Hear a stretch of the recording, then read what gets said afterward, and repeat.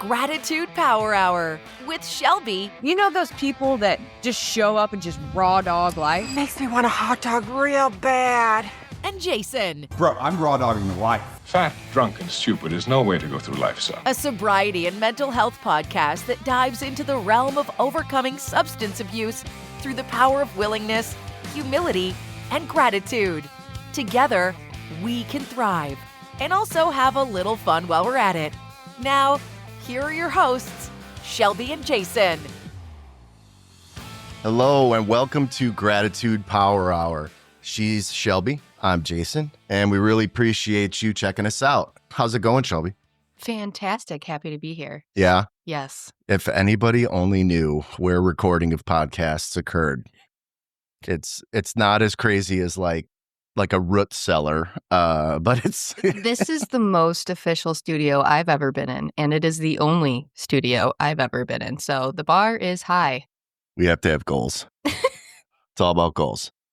All right. So, again, welcome. We really appreciate you checking us out. And as you could tell from the title, it's a fun play on words. This is a podcast that is all about sobriety and mental health. And a big foundational piece of sobriety is gratitude. And for those of you who are big drinkers out there or previously were, Power Hour is a game you would play to get drunk faster. So we combine. So Gratitude Power Hour is where we landed, kind of in the spirit of AA. It's a first name show, and we'll kind of get into how you can reach us and how your stories will be told. So as far as you found us now, but ways to find us, you'll be able to pretty much reach us anywhere you could find podcasts.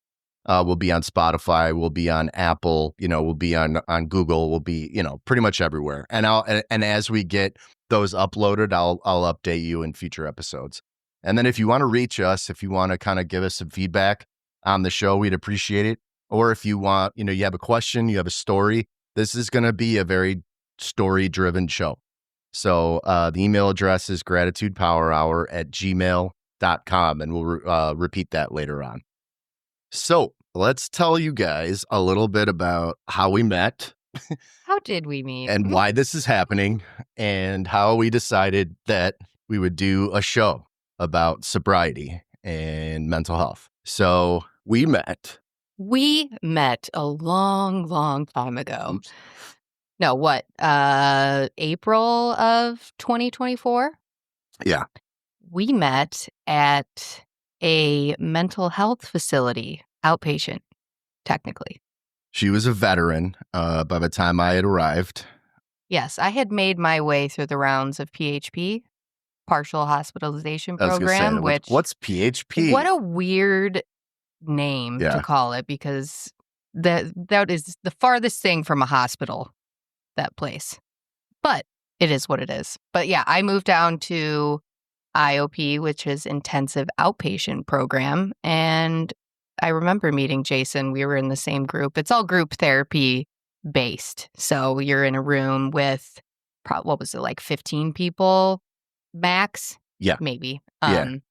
But yeah, I remember the day I met Jason because, it's kind of depressing in there, which is ironic because some people are there for depression and anxiety.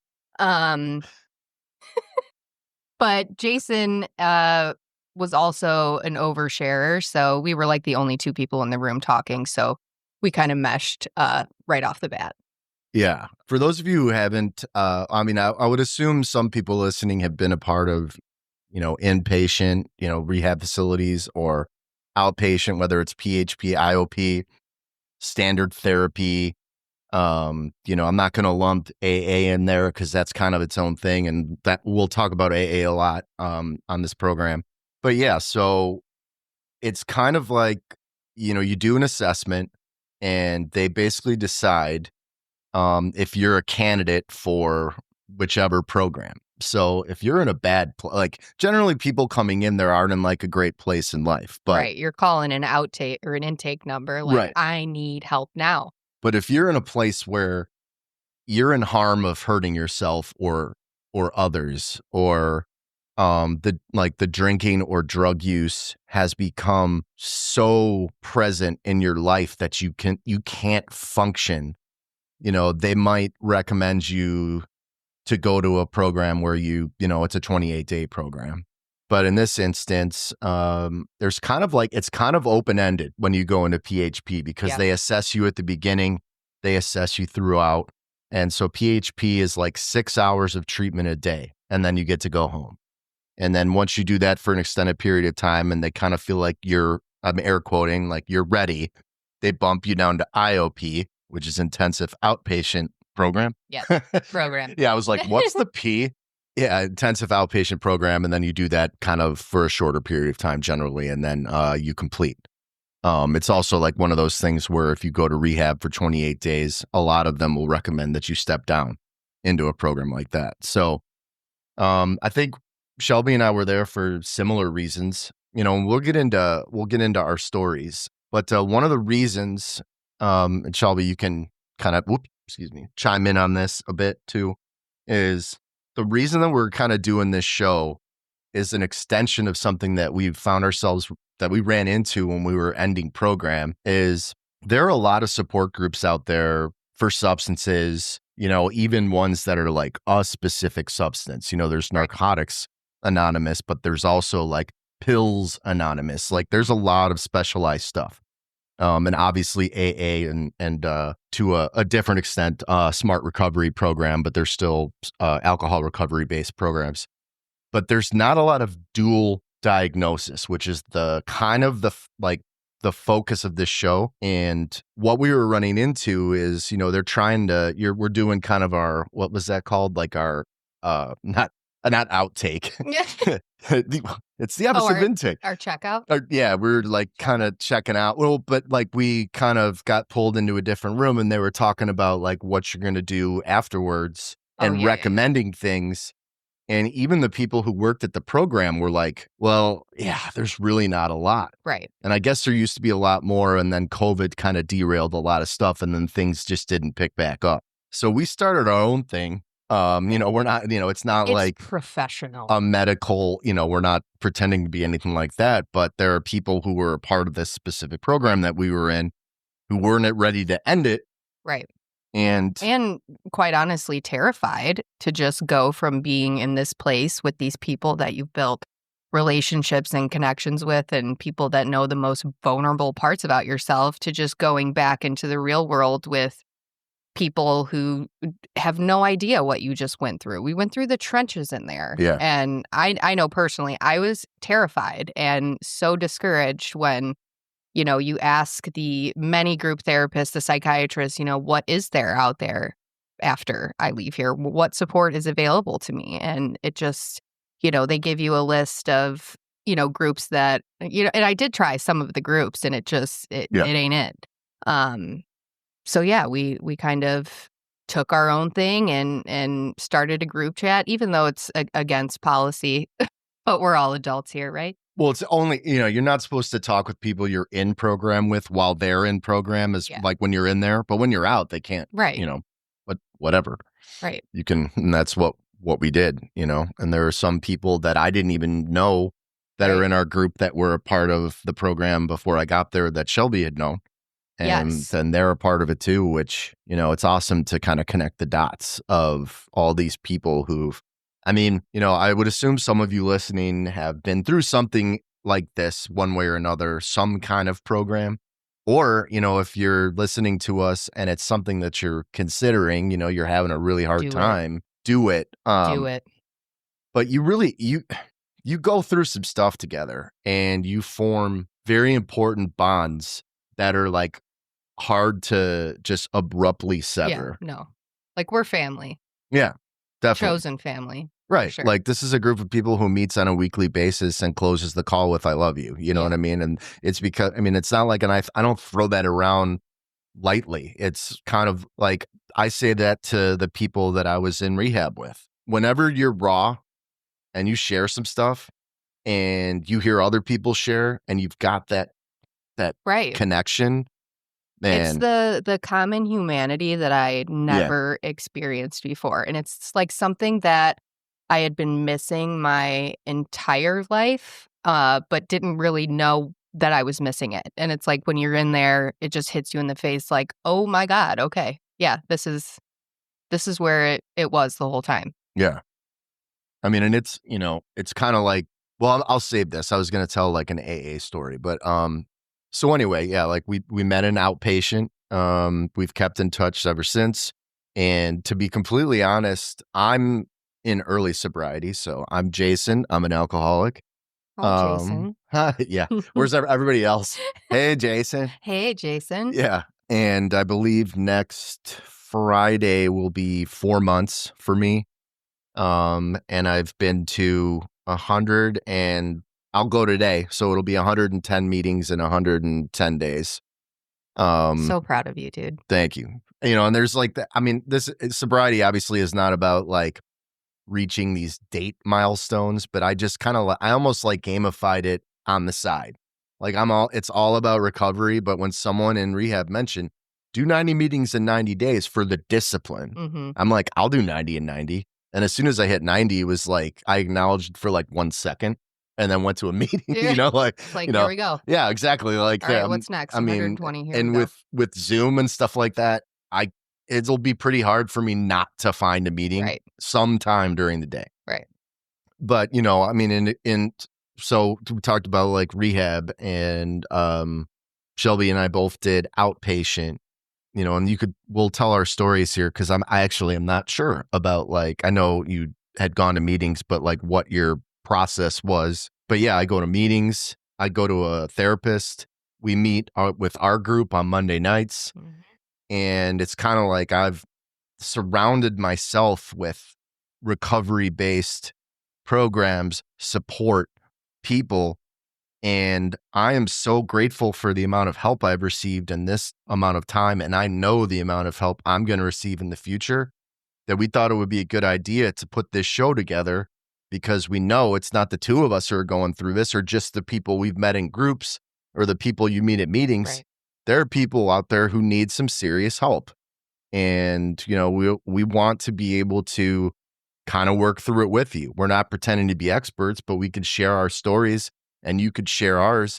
Because one thing I've learned in early recovery is sometimes someone will say one thing at a meeting and you're like, damn, I never thought of it that way. Right. And it changes your course. So, Yeah, I know for me, I was listening to podcasts before I even, was admitting that I had a problem. So if one person can listen to this and, something might just hit different, that's all it takes. So, yeah. And again, the email address is gratitudepowerhour@gmail.com. We do not there's no last names on this show. Even when we have guests, and I believe we do have some coming up in the next couple episodes, it's a first name basis. And if you want to use a different name in your story, or if you want us to, it doesn't matter. It's about the subject matter. We're not trying to get anyone, we're not trying to throw anybody under the bus here. Like, yeah, I'm an open book, but I don't want you to know who I am. Yeah. No, but that's kind of, again, this is an AA. We're not affiliated with AA, but I do fully buy into the anonymity piece. So this is sensitive subject matter. But if it's something you want us to address and talk about, and it helps you and it's therapeutic to get it out there and to hear feedback from your peers in recovery, shoot us something. We'll call you something else. We don't even have to use a name. It doesn't matter. Here's an email received. Can anyone relate to this? Here's how that relates to us. Exactly. Yeah. One thing we wanted to talk about is kind of, I'd say it's going to be recovery heavy. It sounds weird, but we're in recovery. We're in recovery, but not everybody is. And this is definitely going to be a mental health podcast because because one thing I've learned in early recovery is, especially in like the popular programs, like AA, it's really not about getting sober. It's about being a better person. Yeah. It's about, because they, and it's true. I've heard it so many times. This is not a drinking disease. This is a thinking disease. Yeah. And we put ourselves in a spin and drink as a coping mechanism. And it's just or use whatever your drug of choice is. It's just a vicious cycle. And, we all know where that could lead. And the two of us, that's the last thing we want for anybody out there, for real. Like, And if we can help you find help, or if we can just help you with being an ear, please reach out. So the foundations kind of sobriety, and really to I'd say a healthy mental health, are, willingness. And Shelby's really good at definitions. She was like a super nerd in treatment. And so yeah, we could test her. Don't diss my color coordinated notes. Yes. Willingness, humility, and gratitude. So if you want to kind of give your definitions of those and like how those things like resonate with you in sobriety. Yeah. So willingness for me is the overall want and ability to do the things necessary. So like in our program, they'd ask you every day what your willingness is to be here and to put in the work and participate. And yeah, and you just have to have the willingness. I mean, no, you're not going to get sober, work through depression, anxiety, anything without the want and willingness to change and ask for help. So that's what willingness was to me. And the willingness was the big thing for me that was missing for a very long time. And I think I completely understand and know what that means to me now. And with those check-ins, I learned kind of how to monitor my willingness on a daily basis. Yeah. There are a lot of things when you're in the throes of addiction that blow right over your head, or someone could say it to you 50 times and it doesn't take, but on the 51st, it does, or whatever your number is. Willingness is not just, hey, am I willing to be sober? It's completely willing to accept it doesn't have to be there's no such thing as the process, but accept a process, accept feedback on how you can improve your day-to-day life, be open-minded, right? Like, I think when we're, as addicts, it's so easy to just, nah, I'm good. Right. And willing to be uncomfortable in the process. Absolutely. Like, you have to be willing to tolerate discomfort without your normal coping mechanisms and the willingness to learn new ones. Right. Yeah. And, the only way to get started is to be willing. And, coincidentally, it's January. So who's dry?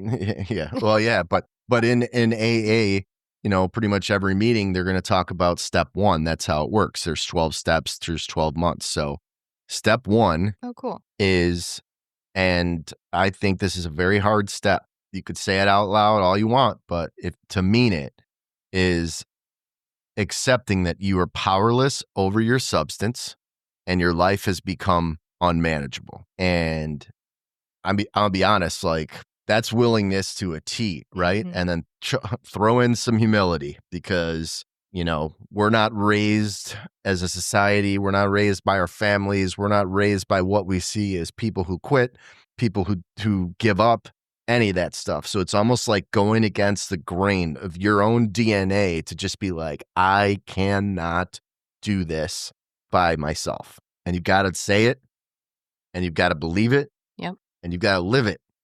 And at a meeting last night, I brought up that I had heard at another meeting. I mean, I swear, like, you really pick up these things that help you connect dots. But someone said, like, step 1 is not a hope step. It's not a hope step. It's not about hope, but it's a necessary step, because you have to admit you got your ass kicked. It's depressing. It is. But then it's earth shattering. Big ass relief. Yeah, it is. It is. It's like, first it's like, oh, fuck, this ain't me, is it? It is. Oh, shit. And then it's just like the weight is off. Right. The mask lifts, and it's like, okay, I admitted the most horrible thing I kind of thought about myself, and it's like, it's freeing. Yeah. I used the analogy last night of like, you're in gym class and you're like repeatedly trying to climb that rope, or when you're doing an obstacle course, to use the rope to get over the wall, and you just keep slipping and falling on the ground over and over and over and over. And then you finally get to the top of that wall. That's step 1.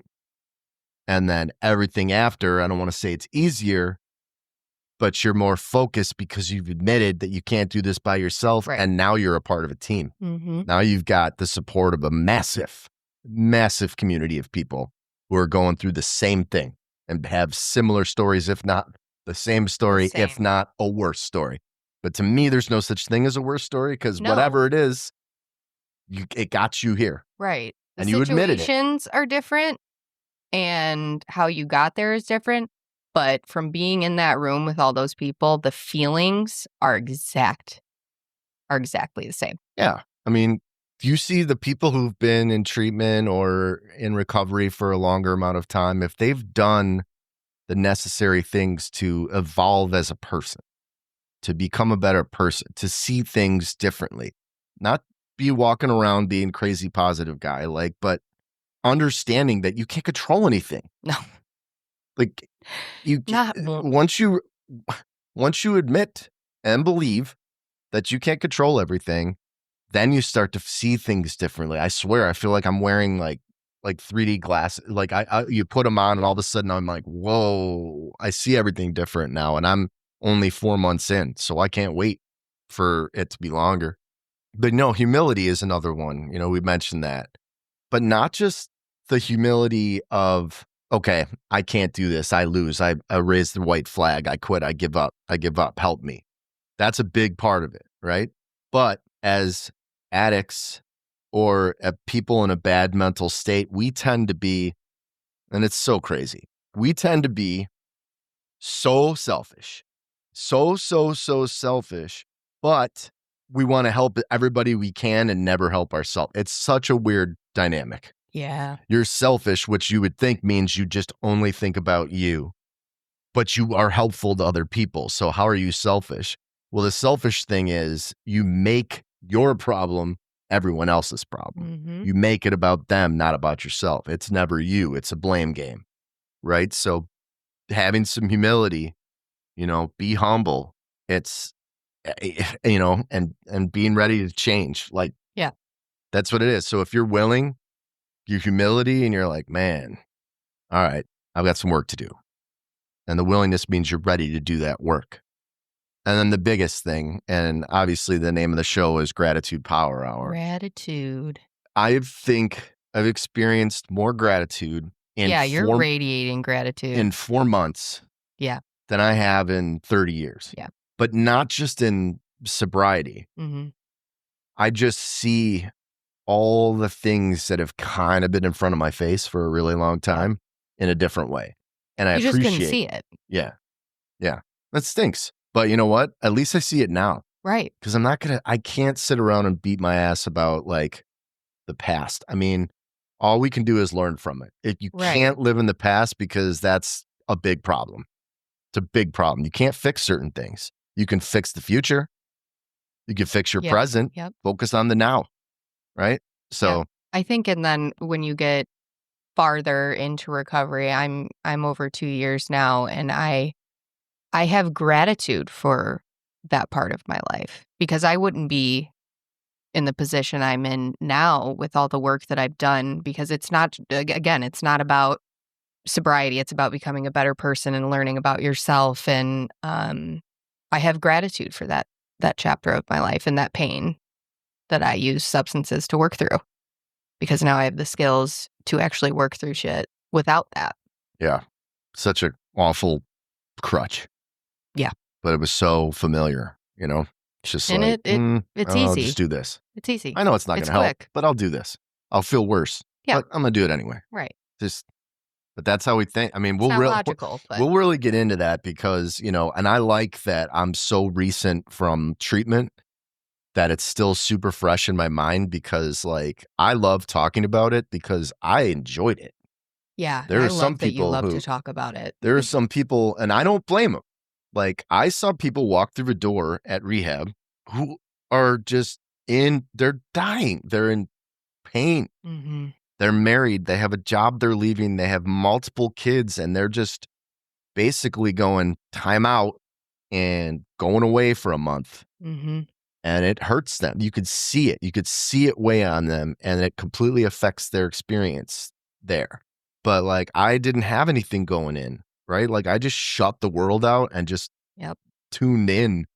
And it was like the best 28 days of my life, like consecutively. Like I've had some great moments in my life. Yeah. You know, I'm pushing 50, but like a string of time together, you know, you go through some tough stuff physically and mentally, but like if you pay attention and you rally around each other, like that's the big thing. Yeah. Like you're not going through it by yourself. Like you become, Oh, it there's a wouldn't work family if you did it dynamic by yourself. pretty quickly. And even people who are kind of shy or whatever, like at least me, that's how I am in general, but like you're trying to expand the group. Yeah. Last thing I wanted was like cliques.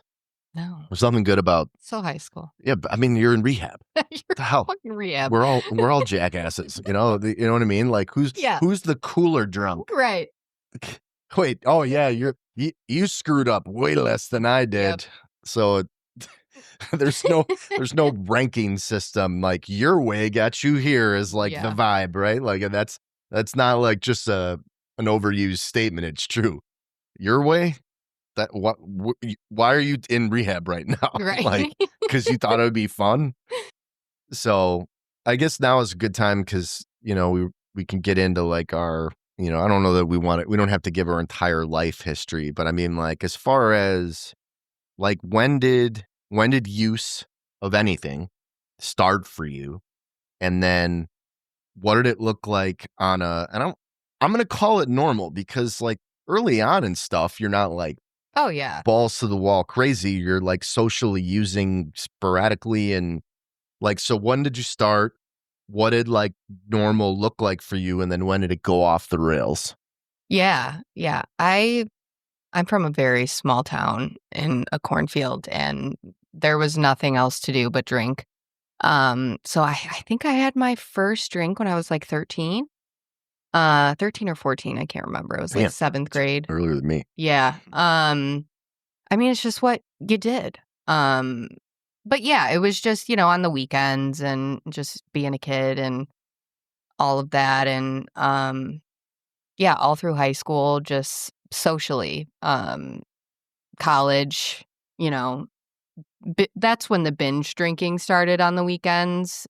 And then more, you know, during the week, you're 21 and you can buy booze. So like, you know, I would say it was very, with what I grew up with, very normal. Like my family always drank, siblings always drank. It was just like, it didn't seem anything out of the ordinary for me. It was just, this is what people do. You have a bad day, you drink a glass of wine. You have a great day and you're celebrating, you're going out and you're having drinks. It was just ingrained in what I knew to be true as life. It's just, it was a part of my life, and I never could imagine a life without it. Like I just looked forward to that way of letting go and feeling more comfortable and social and everything that came in with it. But when it started to become, I mean, there were some issues in college, you know, blackouts and all of that. But again, you think that's normal in college. People black out all the time. But when I moved to the city and started my first job and was living by myself, that's when, you know, drinking alone and, you know, after work every day. And, you know, I was in sales, so that's the business of entertaining. So, you know, those evening drinks turned into, okay, a liquid lunch with clients. And, you know, once you get that first drink in, it's like, I don't want to stop. Where are we going next? And, you know, then it's, you know, you're getting happy hour with other clients, and then you get home and it just continues. So the hangovers were horrific and affected the workday the next day, but then you just go have another lunch and start the whole process over. So I think just when it really started, where I knew that I needed something to change in my many, many attempts at moderation, like putting rules around it, like, okay, we're not going to drink during the week or whatever, was when I started dating my now husband, which he is not a drinker. I mean, he is the actual definition of a social drinker. Like, we'll have a drink once a month when like at Christmas, like one beer and puts it down. I'm like, who the fuck are you? Must be nice. Rookie. Yeah, Jesus Christ. But yeah, it was a huge issue for us. We had totally different upbringings, and I mean, he drank a lot in college and had his normal phase, but that's when my eyes were kind of opened to a different way of living. Like his family are not drinkers either. Again, like a glass of wine at dinner. But it just, I started feeling like, oh shit, maybe there is another way. And so that just like planted the seed. And I think I was really insecure about it and drank more to deal with that, but hiding it, because I didn't want the judgment of it. And that's a big thing. That's the lying and hiding it. And again, I mean, it probably was years after that. I mean, we've been together 10 years and I am 2 years sober now. So, I mean, it was 8 years of really fighting this internal battle of feeling like, okay, does something need to change? Does something really need to change? Or can I figure it out? Can I learn moderation? Can I learn not to have 4 glasses of wine and then drive myself home? Can I learn to ask for a ride instead of driving drunk? And I couldn't. It was so many attempts, and I think it was September of 2022 that it was another failed attempt at moderation and another getting behind the wheel, and thank God nothing happened, but it was just, I cannot do this anymore. What I'm doing is not working. Maybe I can't moderate anything. Maybe this is a bigger issue than I'm leading on. And so I just decided I'm going to stop drinking. I'm going to try. I've never tried without it fully. And after a month, it was just like, okay, this is working. Like things got better. So I pretty much white knuckled it. I haven't had a drink since. But there's always a but. Cross addiction? Yeah, what's that? Cross addiction. So, I started smoking weed probably 10, 12 years ago, and realized probably a year and a half after the pink cloud of sobriety. Also, I will say this, I don't think I would have been able to stop drinking alcohol if I didn't have another substance.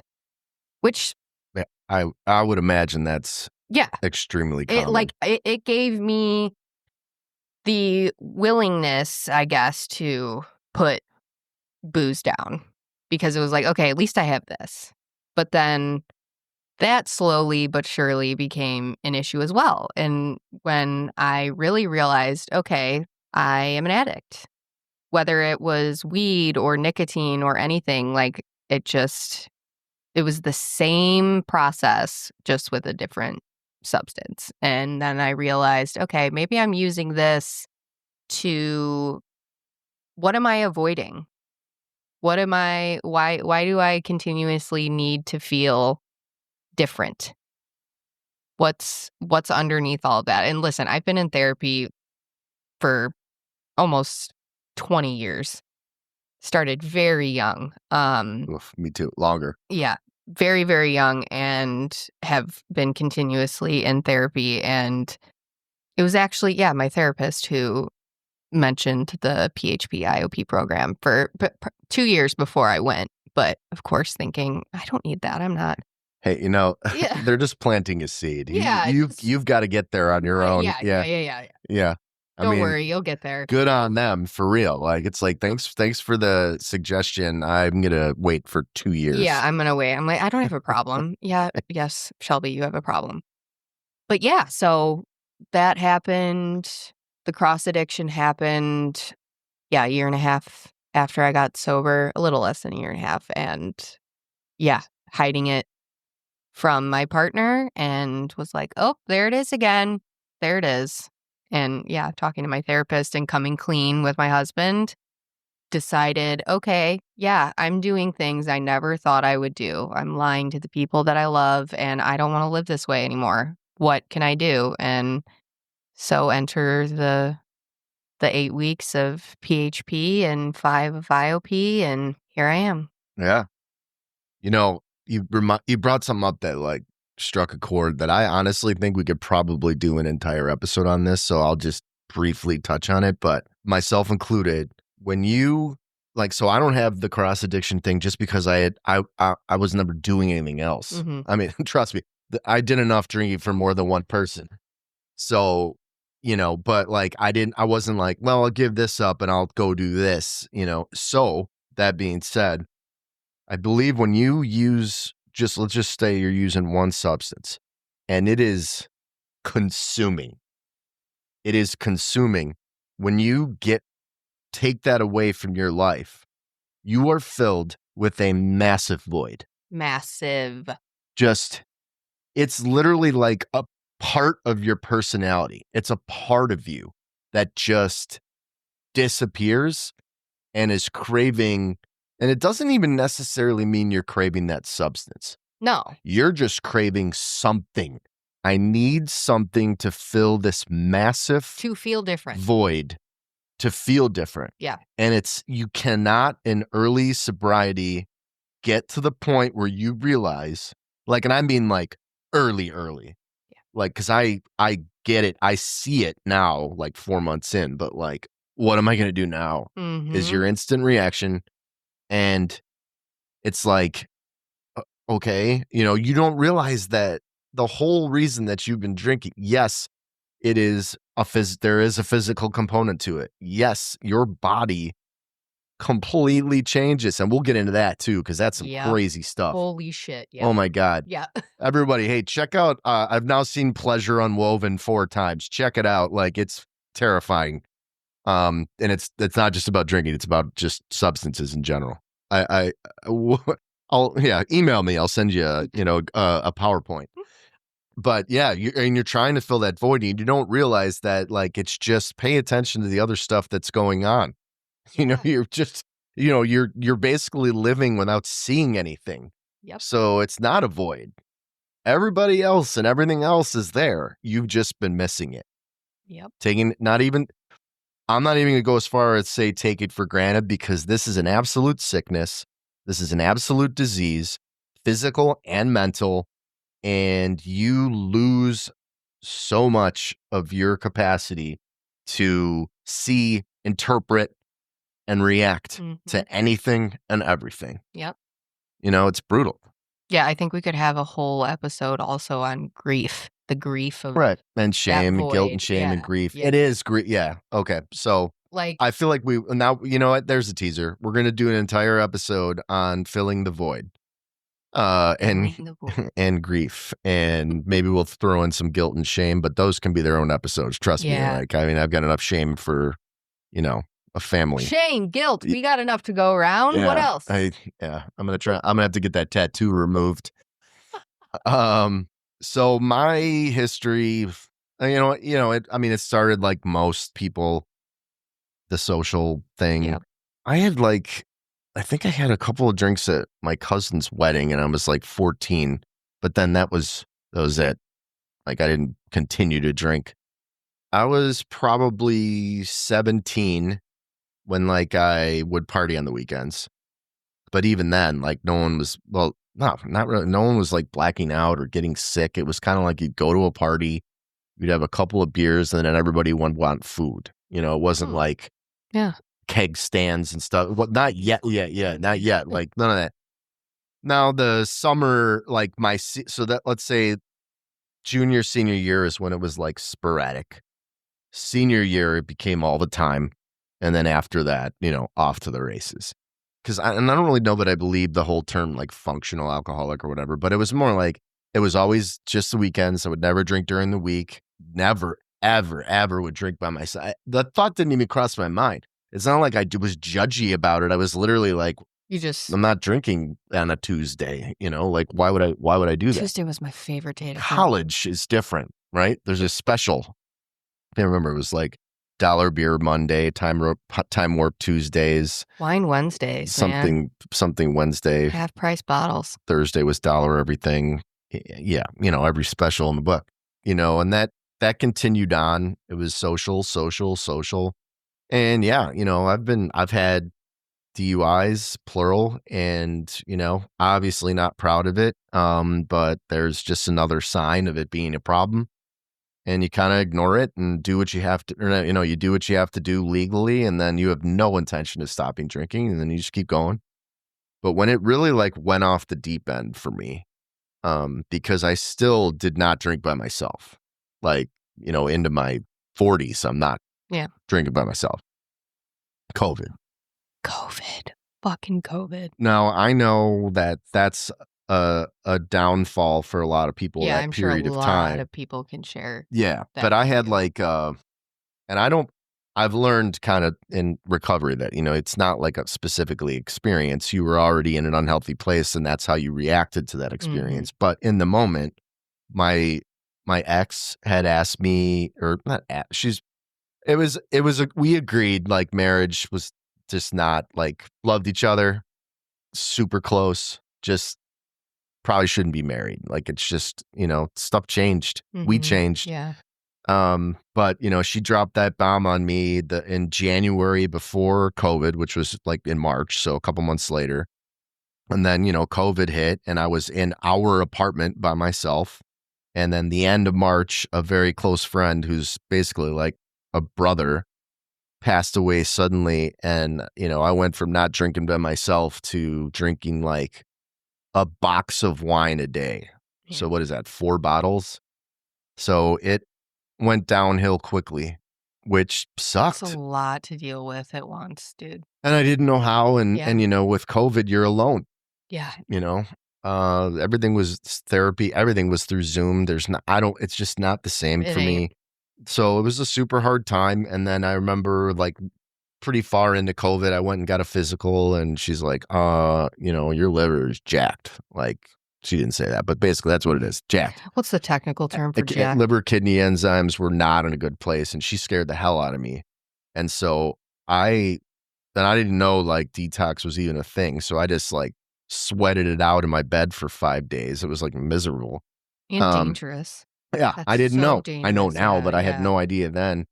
And I made it from May to the following October without drinking, but it was dry. See, now I understand that I was a dry drunk, right? I wasn't drinking, but I wasn't doing anything to better my situation. I just removed alcohol and kept living the same way. Yeah. Fixed it. Right. So, but I felt like garbage. During that time, I went to a PHP IOP program for depression and anxiety. Then I didn't even do the substance program because I wasn't on substances. And I did come out of it feeling better with some skills, but there was still something there. And, I just didn't realize what a toll it had taken on my mind. And, you're taking I'm taking medication for my mental health stuff. And when you throw alcohol into it, it still works, but it changes how your brain functions. And then when you come off of alcohol, your brain has to unlearn what it was on and then relearn. It's a bad thing with meds. And, it took me down a bad path and, but it was still kind of, and then when everything opened back up, it was social again. I kind of had met a new group of people. Cause I really wasn't seeing anybody during COVID or even later on. I was still working from home and, just got introduced to a new group and thought most of us people listening, me and you, I can do this now. Surely. It's been a year and a half. Yeah. I'm good. I was good for a while. Mm-hmm. And then until I wasn't, and then, fast forward to this past April, I went to a program that Shelby and I were at together, and it was kind of a dual diagnosis program, so mental health and substance use. And it was very light on substance use.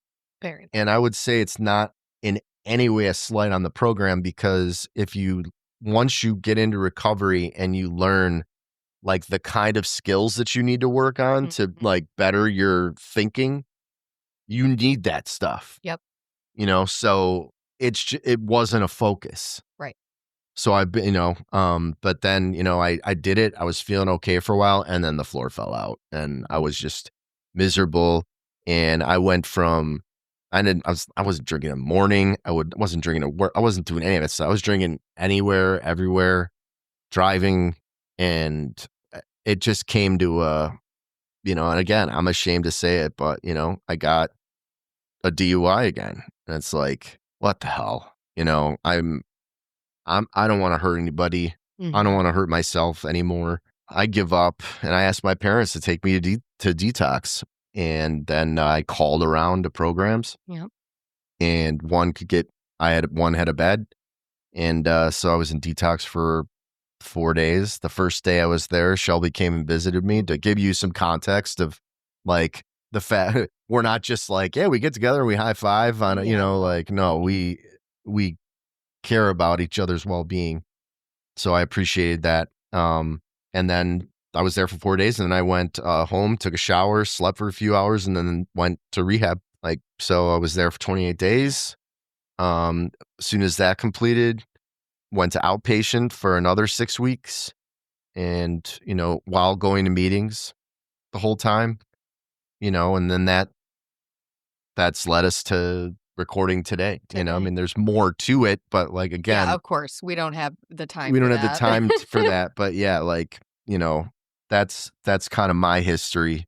Oh, I'm so proud of you, dude. Thank you.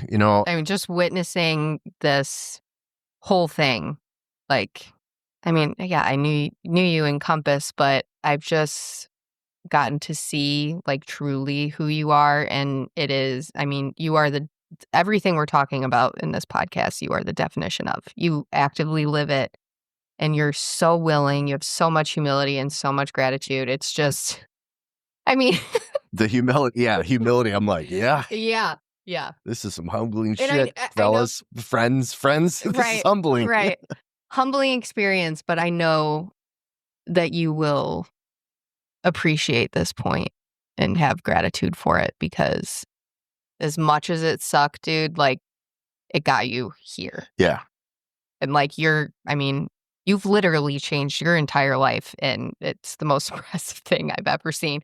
But now you're dedicating your life and your career to helping other people that were in. Oh yeah, we didn't tell anybody about that. Right. Yeah. This guy, you guys, you're going to help so many people. And you help me every day. Thank you. Watching you go through. And you do the same. Yeah. What you've gone through. Yeah, I learned something always. Yeah. Very grateful for you. Gratitude. People. Gratitude. I'm grateful for Jason. Yes, I'm grateful for my lovely co-host Shelby. What I really like about, we've got a couple minutes left before we wrap up, and then we'll give you all the scoop on what's coming up, and how to reach us again, and all that.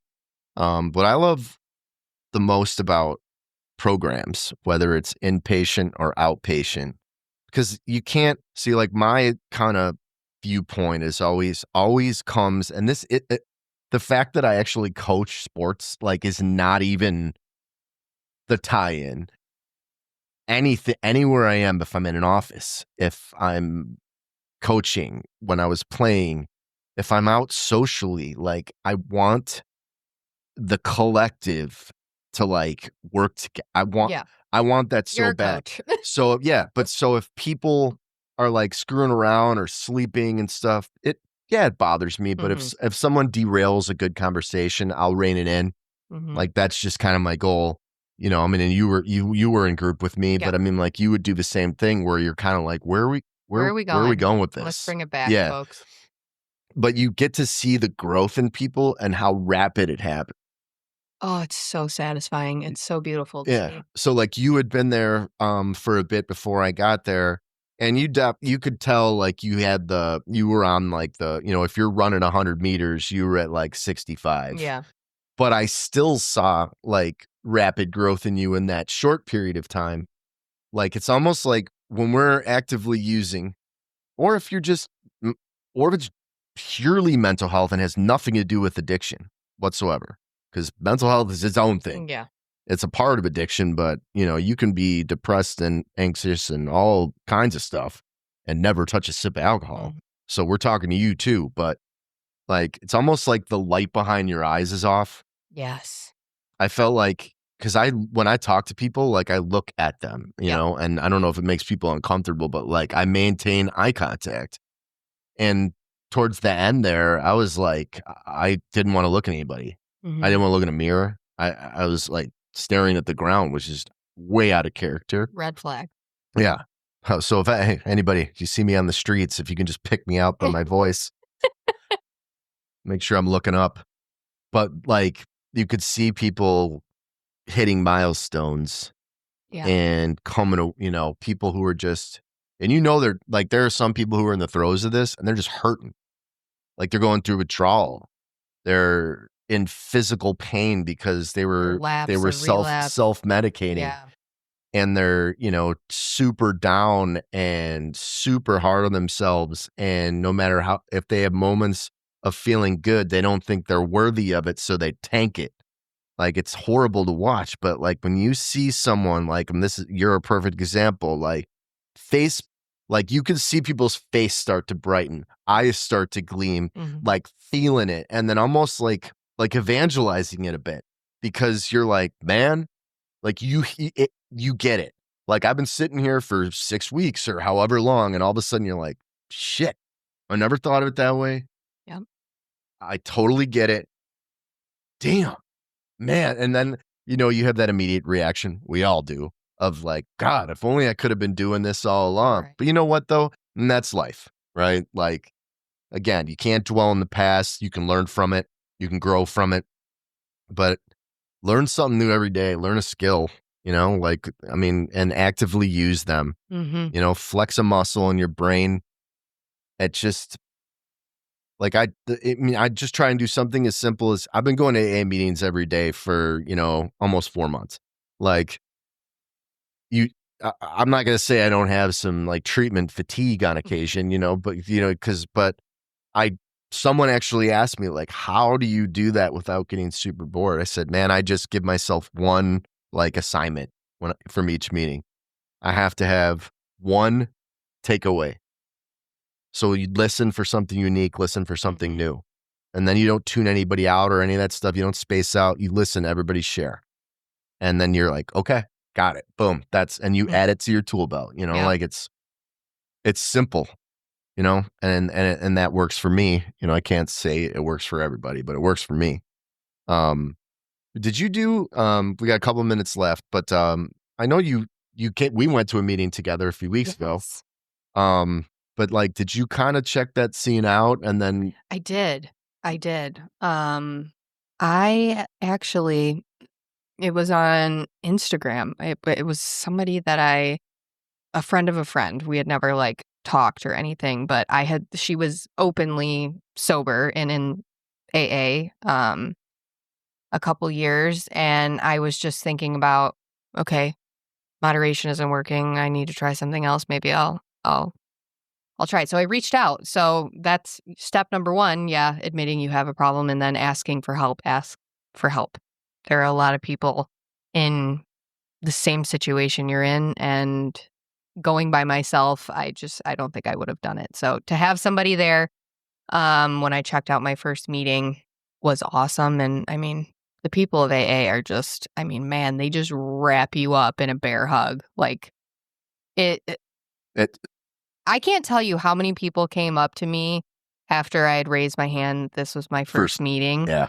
And just, it was almost like vultures, like, oh my God, that's awesome. And I had like 30 days by then, but yeah, I did try it out, and I think it scared me a little bit at first. Yeah, go ahead, but I'll interject on that before we wrapped up, because I know what you're saying. Yeah, and I grew up a religious person, and I know you can touch on the religious aspect, which I'm sure some people listening might have some thoughts on. But I grew up religious, but am not in any way, shape, or form now. And the books and the discussion is a lot about God.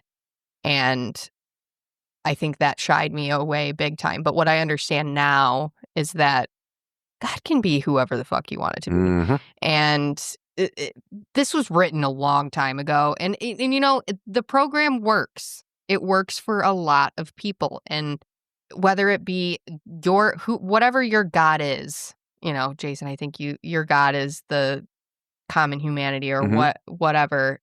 My God is the universe and the common humanity of everything. So I did go to a meeting with you recently, and I found it very helpful still. So yeah, and this is a longer topic, but I mean, I feel like this is an easy one to kind of touch on.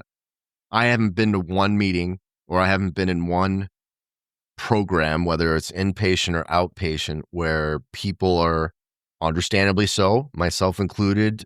This was before I really started to take this seriously, got hung up on the God thing, because I mean, and there seems to be an overwhelming amount of like lapsed Catholics in AA. Yeah.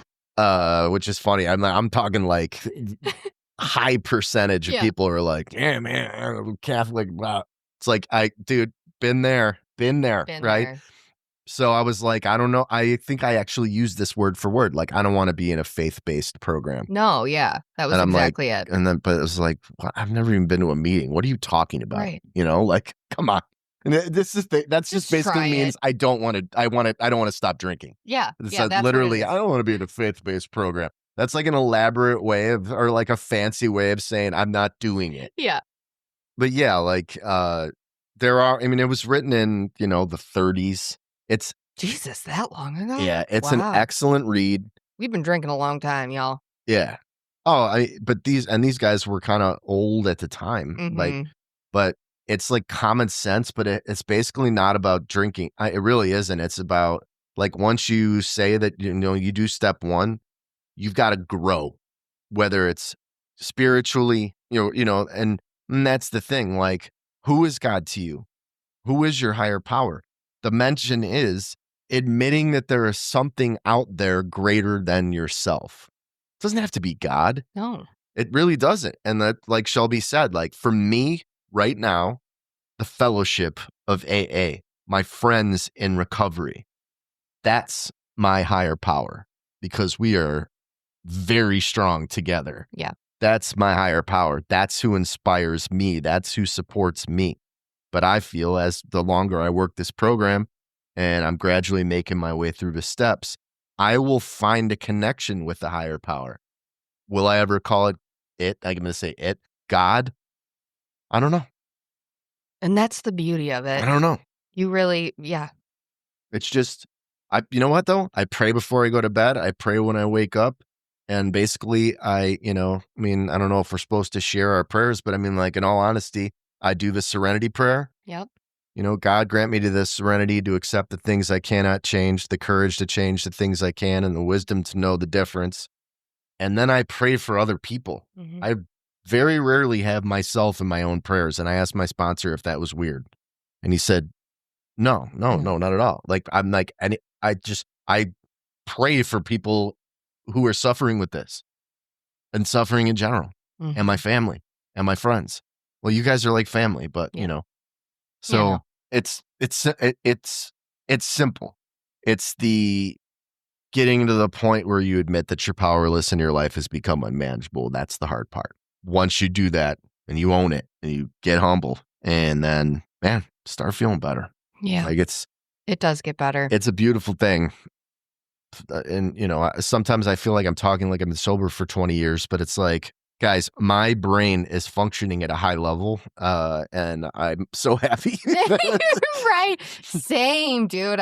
New brains. Who dis? I can retain information and remember why I walked into a room.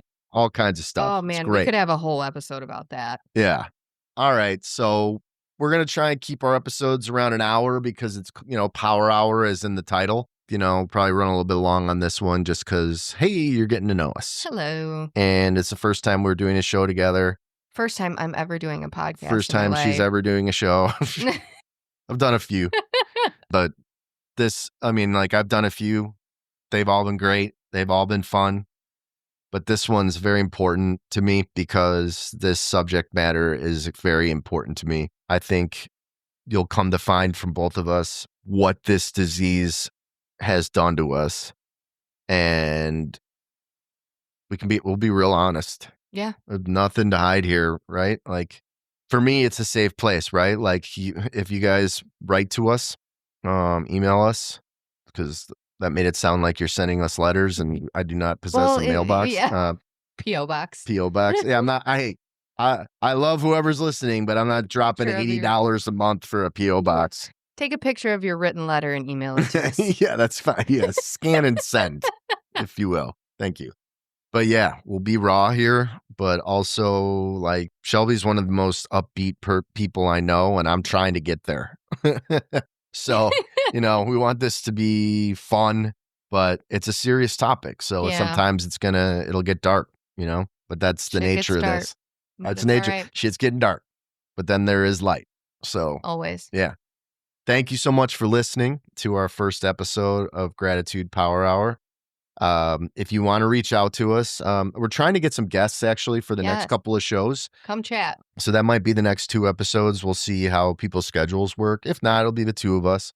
But we would love either way for you to send in an email to gratitudepowerhour@gmail.com and just tell us your story. Yeah. Slide into our DMs. Tell us how you're feeling. Vent. Do whatever. I mean, to be honest with you, we don't even have to read it, but sometimes I find it helps just to send something, just to get it down on paper and send it is therapeutic in itself. And then for someone else to see it, let us know. We'll talk about it. This is going to be hopefully a fan-driven, a listener-driven fan. Hey, sorry, fan. You're fans of the show. Fans. No, a listener-driven show. So we'd appreciate any feedback, and of course, your story is something that's weighing on you, and we'll talk about it. We'll work through it, and then if I'm not saying we're equipped to, we're not doctors. We're not licensed therapists. Yeah, we're not licensed therapists. So, but we can point you in the right direction of somebody or some kind of program that has helped us. So again, thank you for listening. Any closing thoughts? I'm very excited that we're doing this and just happy to be here. So glad this happened, and I'm excited to keep this rolling. Yep. Me too. Rolling. It's not the bad snowball effect, hopefully. No, it's the good one. It's the good one. Creating community. You're not alone. Massive one that crushes stuff and then melts and becomes dirty stuff. Like, this is the fun one that becomes a talking snowman. Yes. Frosty. Wait. But if you are seeing a talking snowman right now, we might need to talk about weaning off of something for potentially going to detox. Yeah.